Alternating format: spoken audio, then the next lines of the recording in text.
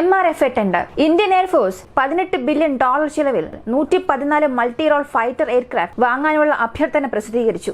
ചരിത്രത്തിലെ ഏറ്റവും വലിയ സൈനിക ഏറ്റെടുക്കൽ സംരംഭങ്ങളിൽ ഒന്നാണ് ഈ പരിപാടി. ലോകത്തിലുള്ള പല നാടുകൾ എങ്ങനെയെങ്കിലും ഈ ഡീൽ നമ്മൾ കരസ്ഥമാക്കണം. ഈ ഡീൽ കിട്ടിയാൽ നമ്മുടെ കമ്പനിയുടെ ഗ്രോത്ത് മറ്റൊരു ഘട്ടത്തിലേക്ക് പോകുമെന്ന് എല്ലാവരും മത്സരിച്ച് മുന്നേറുന്ന ഒരു ടെൻഡറാണിതെന്ന് പറയാം. കാരണം 18 തുടങ്ങി 23 ബില്യണായി. ഇന്ത്യൻ മതിപ്പിൽ പല 1000 കോടിയോളം വരുന്ന ഒരു ടെൻഡർ. ഇന്ത്യക്ക് ഇത് വളരെ പ്രധാനപ്പെട്ട ഡിഫൻസ് ഡീലായി മാറിയിട്ടുണ്ട്. കാരണം ഇതിൽ ഇന്ത്യൻ ഗവൺമെന്റ് ഏറ്റവും പ്രധാനപ്പെട്ട ഒരു കണ്ടീഷൻ കൂടെ ഇൻക്ലൂഡ് ചെയ്തിട്ടുണ്ട്. ഇത്രയും ദിവസം ഫോറിനിലെ ഏതെങ്കിലും ഒരു കമ്പനി ഈ ഡിഫൻസ് ഡീൽ വാങ്ങുകയാണെങ്കിൽ ടെക്നോളജി ട്രാൻസ്ഫർ വഴി ചില യന്ത്രഭാഗങ്ങളും പ്രധാനപ്പെട്ട ചില കോമ്പണന്റ്സും ഇന്ത്യയിൽ മേക്ക് ഇൻ ഇന്ത്യ പദ്ധതിക്ക് കീഴിൽ നിർമ്മിക്കാമെന്ന കണ്ടീഷനിലായിരുന്നു അവർ. എന്നാൽ അതിൽ നിന്നും ഒരുപാട് മാറ്റങ്ങൾ, ആ തീരുമാനങ്ങൾ മാറ്റാൻ തുടങ്ങിയിട്ടുണ്ട്. മുഴുവൻ വിമാനവും ഞങ്ങളുടെ നാട്ടിൽ തന്നെ നിർമ്മിക്കണം, നിങ്ങൾക്ക് ഇത്രയും കോടി രൂപയ്ക്ക് ഞങ്ങളൊരു ഡീല് നൽകുന്നു എന്നുണ്ടെങ്കിൽ നിങ്ങൾ ആ വിമാനത്തിന്റെ നട്ട് ആൻഡ് ബോൾട്ട് മുതൽ ആ വിമാനത്തിന്റെ എഞ്ചിൻ വരെയും ഞങ്ങളുടെ നാട്ടിൽ തന്നെ മുഴുവനായും ഉൽപ്പാദിപ്പിക്കണമെന്ന ഒരു വലിയ അനൗൺസ്മെന്റ് ഇന്ത്യ നൽകി. ഇതിനെക്കുറിച്ചാണ് ഈ വീഡിയോയിലൂടെ വ്യക്തമായി കാണാൻ പോകുന്നത്. ഈ ഡീൽ എന്താണ്, ഇത് ഇന്ത്യൻ എയർഫോഴ്സിന് എത്രത്തോളം സഹായകമാണ്, എല്ലാം ഈ വീഡിയോയിലൂടെ വ്യക്തമായി കാണാം.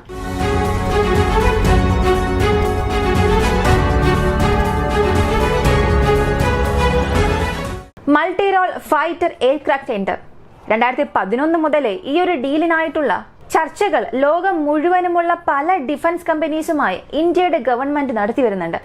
ഈ ഒരു ഡീൽ വരാനുള്ള പ്രധാനപ്പെട്ട കാരണം അതിന്റെ ചരിത്രം നോക്കിയാൽ നമ്മുടെ ഇന്ത്യക്ക് 42 സ്ക്വാഡ്രൺ ഓഫ് ഫൈറ്റർ ജെറ്റ്സ് ആവശ്യമായിരുന്നു. എന്നാൽ നിലവിൽ നമ്മുടെ പക്കൽ 31 മാത്രമേ ഉള്ളൂ, ഇപ്പോൾ ഓപ്പറേറ്റ് ചെയ്യുന്നുള്ളൂ. അങ്ങനെയെങ്കിൽ 42 ഉണ്ടെങ്കിൽ ഈ ഒരു ക്രൈറ്റീരിയ ഫുൾഫിൽ ആകുമോ? 42 സ്ക്വാഡ്രണിൽ കൂടുതൽ ആവശ്യം വരില്ല എന്ന് ചോദിച്ചാൽ കുറഞ്ഞ പക്ഷം 39 എങ്കിലും ആവശ്യമാണ്. അത്രത്തോളം ഉണ്ടെങ്കിൽ നമുക്ക് ഒരേ സമയം ചൈനയെയും പാകിസ്ഥാനെയും കൗണ്ടർ ചെയ്യാൻ സാധിക്കും, നമ്മുടെ എയർ സ്പേസിനെയും ഇന്ത്യയും സംരക്ഷിക്കാൻ സാധിക്കും. അങ്ങനെയാണെങ്കിൽ ആവറേജ് ഒരു 42 സ്ക്വാഡ്രൺ ഓഫ് ഫൈറ്റർ ജെറ്റ്സ് ആവശ്യമാണ്. ഇനി അതല്ല, ഈ ക്രൈറ്റീരിയ മുഴുവനും നമ്മൾ ഫുൾഫിൽ ചെയ്യണം. ഒരേ സമയത്ത് 2 ഫ്രണ്ട് വാർ മാനേജ് ചെയ്യാൻ സാധിക്കണം, 2 ഫ്രണ്ട് വാറും കൈകാര്യം ചെയ്ത് 2 സമയത്തും ഒഫൻസീവ് ഓപ്പറേഷൻ എന്നെ കൊണ്ട് ഇറങ്ങാൻ സാധിക്കണം എന്നുണ്ടെങ്കിൽ എനിക്ക് 45 സ്ക്വാഡ്രൺ ഓഫ് ഫൈറ്റർ ജെറ്റ്സ് ആവശ്യമാണ്. അതിനാൽ നമ്മൾ ഇതിൽ ഏറ്റവും കുറഞ്ഞതിലേക്കും പോകണ്ട, ഏറ്റവും കൂടിയതിലേക്കും പോകണ്ട.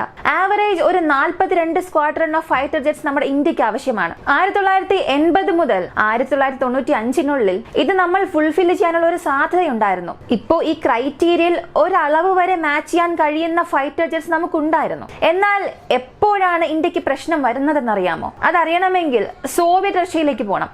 അതെന്താ സോവിയറ്റ് റഷ്യ? നമ്മൾ ഇന്ത്യയെ കുറിച്ചല്ലേ സംസാരിക്കുന്നത്. എന്തിന് സോവിയറ്റ് റഷ്യയെ കുറിച്ച് ഇപ്പോൾ പറയണം? അതിനും ഇതിനും എന്തെങ്കിലും ബന്ധമുണ്ടോ? അല്ലെങ്കിൽ സോവിയറ്റ് റഷ്യയുടെ തകർച്ചയ്ക്കും ഇതിനും എന്തെങ്കിലും ബന്ധമോ കാരണമോ ഉണ്ടോ എന്ന് ചോദിച്ചാൽ ഉണ്ട്. ഇത് നിങ്ങൾക്ക് വിശ്വസിക്കാൻ സാധിക്കുമോ എന്നറിയില്ല. ഇന്ത്യയുടെ ഈ ഫൈറ്റർ ജെറ്റ് ക്ഷാമത്തിനും സോവിയറ്റ് റഷ്യയുടെ തകർച്ചയ്ക്കും ഒരു പ്രധാനപ്പെട്ട കാരണമുണ്ട്. അതായത് 1990കളിൽ ഒരു 85% വരെയും നമ്മൾ ഉപയോഗിച്ചുകൊണ്ടിരുന്ന എല്ലാ ഫൈറ്റർ ജെറ്റ്സും സോവിയറ്റ് റഷ്യൻ മേഡായിരുന്നു. ഇപ്പോൾ 1990കളിൽ സോവിയറ്റ് റഷ്യ തകരുന്നു. അവരുടെ തകർച്ചയ്ക്ക് ശേഷം റഷ്യ എന്ന നാട് രൂപപ്പെടുന്നു. റഷ്യ രൂപപ്പെട്ടാലും ഇന്ത്യയുമായി സൗഹൃദത്തിലാണെങ്കിലും ആ സമയത്ത് റഷ്യയെ പുതുതായി നിർമ്മിച്ച സാമ്പത്തിക വ്യവസ്ഥ വളരെ മോശമായിരുന്നു. ആ സമയത്ത് ഇന്ത്യക്ക് ആവശ്യമായ ചില സഹായം, പ്രധാനമായും സ്പെയർ പാർട്സ്, വിമാനങ്ങൾ, ഇവയൊന്നും റഷ്യയെ കൊണ്ട് നൽകാൻ സാധിച്ചില്ല. അങ്ങനെ ഇന്ത്യയുടെ എയർഫോഴ്സിലെ വിമാനങ്ങളുടെ എണ്ണം കുറയാൻ തുടങ്ങി. ഒരുപാട് ഫൈറ്റർ ജെറ്റ്സ് സ്പെയർ പാർട്സ് ഇല്ലാതെ, അത് ഓപ്പറേറ്റ് ചെയ്യാൻ സാധിക്കാതെ, ഇനി ഇത് ഉപയോഗിക്കാനേ സാധിക്കില്ല എന്ന് പറഞ്ഞ് ഒരുപാട് ജെറ്റ്സിനെ നമ്മൾ മാറ്റി നിർത്തി. അത്രത്തോളം അനന്തരഫലങ്ങളായിരുന്നു സോവിയറ്റ് റഷ്യയുടെ തകർച്ചയ്ക്ക് ശേഷം ഇന്ത്യക്ക് ഉണ്ടായത്. ഇതിനുശേഷം റഷ്യ വളരാൻ തുടങ്ങി. ഇന്ത്യയും SU-30 പോലുള്ള പല ഡീലുകൾ നടത്തി. ഏകദേശം ഒരു രീതിയിൽ തന്നെ ഏകദേശമൊക്കെ നമ്മുടെ എയർഫോഴ്സിനെ മുകളിലേക്ക് കൊണ്ടുവന്നാലും ഇപ്പോഴും നമുക്ക് ഒരുപാട് ഷോർട്ടേജ് ഉണ്ട്. ഈ അവസ്ഥയിലാണ് 2013 ഒരുപാട് കമ്പനികൾ മത്സരിച്ചാലും റഫേലിന് ഈ ഒരു ഡീൽ നൽകാമെന്ന് നമ്മൾ ഫൈനലൈസ് ചെയ്യുന്നു. എന്നാൽ അതും ചില പ്രശ്നങ്ങളിലൂടെ കടന്നു പോവുകയും 2015 ആ ഒരു ഡീൽ മുഴുവനായും ക്യാൻസൽ ആക്കുന്നുവെന്ന് ഇന്ത്യയിൽ അപ്പോഴുണ്ടായിരുന്ന പ്രതിരോധ മന്ത്രി ഒരു അറിയിപ്പ് നൽകി. ഇല്ല, ഈ ഡീൽ ഇതിനുശേഷം നടക്കില്ല, പുതുതായി ഒരു ടെൻഡർ ഞങ്ങൾ പുറത്തിറക്കാൻ പോകുന്നുവെന്ന്. ഇതിനുശേഷം ഒരുപാട് കമ്പനീസ് വീണ്ടും മത്സരിച്ചു. 170 കൂടുതൽ എയർക്രാഫ്റ്റ് പ്രൊഡ്യൂസ് ചെയ്യണം എന്നുള്ളപ്പോൾ 23 ബില്യൺ ഒരു സാധാരണ തുകയല്ല, US ഡോളറിൽ പോലും. അതിനാൽ ലോകത്തിലുള്ള പല പ്രധാനപ്പെട്ട കമ്പനികൾ, ഒരുപാട് നാടുകളിലെ എയർക്രാഫ്റ്റ്സ് ഈ ഒരു മത്സരത്തിലുണ്ടായിരുന്നു. പ്രധാനമായും Eurofighter Typhoon, ഗ്രിപ്പൻ, F-16, F-18 super Hornet, F-15EX, റഷ്യയുടെ Su-35, MiG-35. അത് മാത്രമല്ല ഡസോൾട്ട്, റാഫേൽ, ഇങ്ങനെ ഒരുപാട് ലോകത്തിലുള്ള പ്രധാനപ്പെട്ട കമ്പനികൾ ഈ ഒരു മത്സരത്തിലുണ്ടായിരുന്നു. എന്നാൽ ഇവയെല്ലാം മറികടന്ന് അവസാനം 5 വിമാനങ്ങളെ സെലക്ട് ചെയ്തു. അതിൽ F-16, F-18, F-15 ഈ F സീരീസിലുള്ള അമേരിക്കൻ മെയ്ഡ് ഫൈറ്റർ ജെറ്റ്സിനെ ഇന്ത്യ വാങ്ങുമോ എന്നുള്ളത് ഒരു വലിയ സംശയത്തിന് കാരണമായി. കാരണം പ്രധാനപ്പെട്ട ഒരു ഘട്ടത്തിൽ, പ്രധാനപ്പെട്ട ഒരു യുദ്ധ സാഹചര്യത്തിൽ അവരുടെ വിമാനങ്ങൾക്ക് ആവശ്യമായ സ്പെയർ പാർട്സ് അവർ തീർച്ചയായും ഇന്ത്യക്ക് നൽകില്ല. ഇത് കാർഗിൽ യുദ്ധത്തിലൂടെ ഇന്ത്യ കണ്ടതാണ്. ആ സമയത്ത് ഇന്ത്യക്ക് ആവശ്യമായ ഷെൽസ്, ആർട്ടിലറി യൂണിറ്റ്സ്, വെടിമരുന്നുകൾ, ചില റേഡാർ എക്യുപ്മെന്റ്സ്, ഇങ്ങനെ യാതൊന്നും നൽകാതെ അമേരിക്ക ഇന്ത്യയെ എങ്ങനെ പുറകിൽ നിന്ന് കുത്തിയെന്ന് ചരിത്രം അറിയാവുന്ന ആരും മറന്നിട്ടുണ്ടാകില്ല. അതിനാൽ ഇക്കാര്യത്തിൽ അമേരിക്കയെ വിശ്വസിച്ച് ഇന്ത്യ ഇറങ്ങുമോ എന്നുള്ളത് വലിയൊരു ചോദ്യമാണ്. അടുത്തത് റഫേൽ, Su-35, MiG-35, ഇങ്ങനെ ഒരുപാട് വിമാനങ്ങൾ ഇതിലുണ്ട്. ഇതിൽ ഇന്ത്യയെ സംബന്ധിച്ച് ഇവയെല്ലാം വരുന്നതിന് മുൻപ് മിറാജ് വിമാനങ്ങളായിരുന്നു ഇന്ത്യ സെലക്ട് ചെയ്യാനുള്ള ഒരു സാധ്യതയുണ്ടായിരുന്നത്.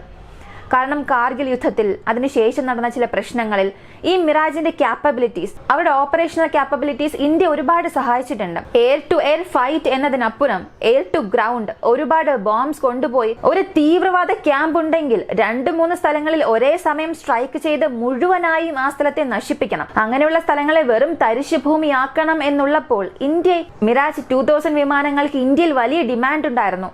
എന്നാൽ ഈ റഫേൽ ഡീലിൽ ഉണ്ടായ ചില പ്രശ്നങ്ങൾ കാരണം, അത് കഴിഞ്ഞുണ്ടായ മറ്റു ചില പ്രശ്നങ്ങൾ കാരണം അങ്ങനെ വീണ്ടും ഈ ഒരു ഡീലും ക്യാൻസലായി. ഇപ്പൊ ഈ ഡീലിനെ സംബന്ധിച്ച് റഷ്യൻ മെയ്ഡ് വെപ്പൺസ് വാങ്ങാനുള്ള സാധ്യത ഇന്ത്യക്കുണ്ട്. ഇന്ത്യക്കൊരു വലിയ ചാൻസ് ഉണ്ടെന്ന് തന്നെ പറയാം. കാരണം ഇപ്പോ ഇന്ത്യ നൽകിയ ഈ ഒരു അറിയിപ്പിന് മുൻപ് വരെയും ഇന്ത്യ വലിയ രീതിയിൽ പറഞ്ഞത് 1000 കോടി മതിപ്പ് വരുന്ന ഒരു ഡീൽ സൈൻ ചെയ്യാൻ പോകുന്നു. ഇന്ത്യയുടെ ഡിഫൻസ് മിനിസ്ട്രിക്കും പുറം നാട്ടിലുള്ള ഏതോ ഒരു കമ്പനിക്കും ഒരു ഡീൽ സൈൻ ആകുന്നു എന്ന് കരുതുക. 1000 കോടിയിൽ നമുക്കൊരു ആയുധം നൽകുന്നു എന്നുണ്ടെങ്കിൽ അതിൽ 30%, അതായത് 1000 കോടിയിലെ 300 കോടി എടുത്ത് വീണ്ടും അവർ ഇന്ത്യയിൽ ഇൻവെസ്റ്റ് ചെയ്യണം. നമ്മുടെ ഡിഫൻസ് സെക്ടറിൽ അവർ ഇൻവെസ്റ്റ് ചെയ്യണം.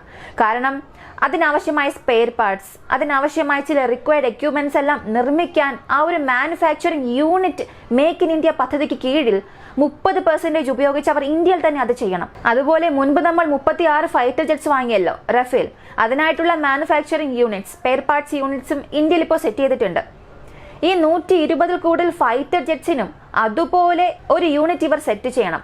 എന്നാൽ ഈ 30% എന്നത് വീണ്ടും കൂടാം എന്നൊരു കണ്ടീഷനിലായിരുന്നു ഇന്ത്യ അപ്പോഴുണ്ടായിരുന്നത്. ടെക്നോളജി ട്രാൻസ്ഫർ ഈ ഒരു സ്ഥലത്ത് നടക്കണമെന്ന് ഇന്ത്യ വളരെ വ്യക്തമായി മുൻപ് പറഞ്ഞിട്ടുണ്ടായിരുന്നു. എന്നാൽ ഇപ്പോ ഇതിൽ വലിയൊരു വഴിത്തിരിവ് സംഭവിച്ചു. അങ്ങനെ ഒന്നും വേണ്ട, ഞങ്ങൾ നൽകുന്നു എന്നുണ്ടെങ്കിൽ ഞങ്ങളുടെ പണത്തിന് ഞങ്ങളുടെ ഫൈറ്റർ ജെറ്റ്സ് എല്ലാം ഇന്ത്യയിൽ തന്നെ നിർമ്മിക്കണം. മനസ്സിലാകുന്നുണ്ടോ നിങ്ങൾക്ക്? സ്പെയർ പാർട്സ് അല്ല ഉദ്ദേശിക്കുന്നത്. ഇപ്പോ റഫേലിന്റെ പോലും ആദ്യ സെറ്റ് ഓഫ് വിമാനങ്ങൾ, രണ്ടാമത്തെ സെറ്റ് ഓഫ് വിമാനങ്ങൾ എല്ലാം ഫ്രാൻസിൽ നിന്ന് പറക്കുന്ന കണ്ടീഷനിലാണ് ഇന്ത്യയിലേക്ക് വന്നത്. എന്നാൽ ഇപ്പോ ഈ ടെൻഡറിനെ സംബന്ധിച്ച് എല്ലാ വിമാനങ്ങളും മുഴുവനായും സ്ക്രാച്ച് മുതൽ എല്ലാം ഇന്ത്യയിൽ തന്നെ ഉൽപ്പാദിപ്പിക്കണമെന്ന് ഒരു വലിയ അറിയിപ്പാണ് ഇന്ത്യ നൽകിയത്. ഈ ഒരു അറിയിപ്പ് കേട്ടതിന് ശേഷം ഒരുപാട് കമ്പനികൾ അല്പം ഒന്ന് ചിന്തിക്കാൻ തുടങ്ങി. കാരണം തുടക്കം മുതലേ ഈ ഒരു വിമാനത്തെ ഇന്ത്യയിൽ നിർമ്മിക്കുമ്പോൾ അവർക്ക് ലഭിക്കുന്ന ലാഭത്തിന്റെ ഒരു അളവ് കുറയും. അതായത് 100 രൂപ ലാഭം കിട്ടുന്ന സ്ഥലത്ത് ഒരു 60-70 രൂപ മാത്രമേ കിട്ടുകയുള്ളൂ. ഉദാഹരണം മാത്രം. അത്രത്തോളം ലാഭത്തിന്റെ ശതമാനം അവർക്ക് കുറയും. അതുപോലെ ഒരുപാട് ക്രിട്ടിക്കൽ കണ്ടീഷൻസിൽ ആ ഒരു എയർക്രാഫ്റ്റ് മാനുഫാക്ചറിംഗ് ചെയ്യുന്നതിൽ ഉണ്ടാകുന്ന പ്രശ്നങ്ങൾ, അതിന്റെ എയറോഡൈനാമിക്സ്, അതിന്റെ എഞ്ചിൻ സംബന്ധിക്കുന്ന ഒരുപാട് ടെക്നോളജീസ്, ഇതെല്ലാം നമ്മൾ പഠിക്കാനുള്ള സാധ്യതയുണ്ട്. അതിനാൽ പല കമ്പനികൾ ഇത് ചിന്തിക്കും. പക്ഷേ ഈ സ്ഥലത്ത് റഷ്യ അകത്തേക്ക് വരാനുള്ള സാധ്യത കൂടുതലാണ്. Su-35, MiG-35 ഇവ രണ്ടായാലും MiG-35 അധികമായൊന്നും റഷ്യ ഉപയോഗിക്കുന്നില്ല. പക്ഷെ Su-35 ഒരുപാടെണ്ണം ഇപ്പോൾ റഷ്യ ഉപയോഗിച്ചുകൊണ്ടിരിക്കുന്നുണ്ട്. അതിനാൽ ആ ഒരു വിമാനം നമ്മുടെ വ്യോമസേന ടെൻഡറിൽ വളരെ പ്രധാനപ്പെട്ട സ്ഥാനം പിടിക്കാനുള്ള സാധ്യതകളും കൂടുതലാണ്. അതുമാത്രമല്ല മറ്റൊരു ഭാഗത്ത് Su-30 നമ്മൾ അപ്ഗ്രേഡ് ചെയ്യുന്നുണ്ട്. അതിനാൽ വെസ്റ്റേൺ മെയ്ഡ് വെപ്പൺസിനെ മാറ്റി റഷ്യൻ മെയ്ഡ് ജെറ്റ്സിനെ നോക്കി നമ്മുടെ ഈ ടെൻഡർ മാറാനുള്ള സാധ്യതകൾ ഏറെയാണ്. വീഡിയോയ്ക്ക് അവസാനം ചോദിക്കാനുള്ളത്, പ്രധാനമായും ഈ ഒരു ടെൻഡറിൽ അമേരിക്കൻ മെയ്ഡ് അല്ലെങ്കിൽ വെസ്റ്റേൺ മെയ്ഡ് എക്യുപ്മെന്റ്സിന്റെ ഭാഗത്തേക്ക് ഇന്ത്യയുടെ ശ്രദ്ധ പോകുമോ, അല്ലെങ്കിൽ നേരത്തെ നമ്മൾ ഒരുപാട് ഉപയോഗിച്ചുകൊണ്ടിരിക്കുന്ന, നമുക്ക് വേണ്ടി ഒരുപാട് ക്രിട്ടിക്കൽ ടെക്നോളജീസ് നൽകി സഹായിച്ച റഷ്യൻ മെയ്ഡ് ഫൈറ്റർ ജെറ്റ്സിലേക്ക് ഈ ഡീല് പോകുമോ? നിങ്ങൾ എന്താണ് കരുതുന്നത്? ആരുടെ ടെക്നോളജി ആയിരിക്കും നമ്മളെ കൂടുതൽ സഹായിക്കുക? അതിനുള്ള കാരണവും പറയുക. വീഡിയോ ഇഷ്ടമായ ലൈക്ക് ചെയ്യുക, ഷെയർ ചെയ്യുക. നമ്മുടെ ചാനൽ ആദ്യമായി കാണുന്നവരാണെങ്കിൽ മറക്കാതെ സബ്സ്ക്രൈബ് ചെയ്ത് സപ്പോർട്ട് ചെയ്യുക. മറ്റൊരു വീഡിയോയുമായി വീണ്ടും കാണാം.